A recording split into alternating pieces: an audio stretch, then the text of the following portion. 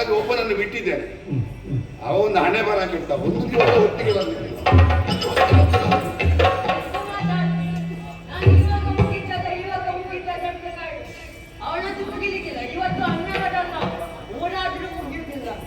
ಒಬ್ಬನೇ ಮಾತಾಡ್ಲಿಕ್ಕೆ ಒಬ್ಬನೇ ಎಷ್ಟಂತ ಕಾಯುದು.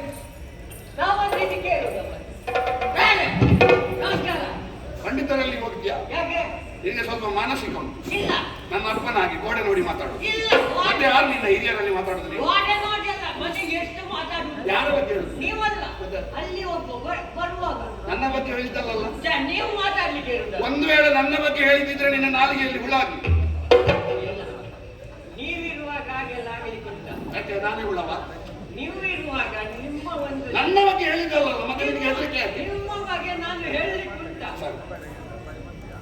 ಅವ ಯಾರು? ನಾನು ಅವಸರದಲ್ಲಿ ನಿಮ್ಮನ್ನು ನೋಡ್ಲಿಕ್ಕೆ ಬರುವಾಗ ಅವ ಒಬ್ಬ ಒಳಗೆ ನೀವು ಏನು? ಸ್ವಲ್ಪ ಮಾತಾಡುವ ನಿನ್ನಲ್ಲಿಯಾ? ನನ್ನಲ್ಲಿ.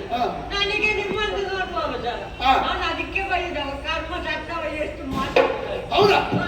ಮತ್ತೆ ನೀವು ಮಾತಾಡಿ. ಅಂದ್ರೆ ನೀವು ಮಾತಾಡಿ, ನಿಮ್ಗೆ ತಲೆ ಸರಿ ಇಲ್ಲ, ಅವ ಮಾತಾಡೋದು ಬೇಡ. ಅಲ್ಲ, ಆಗಲ್ಲ.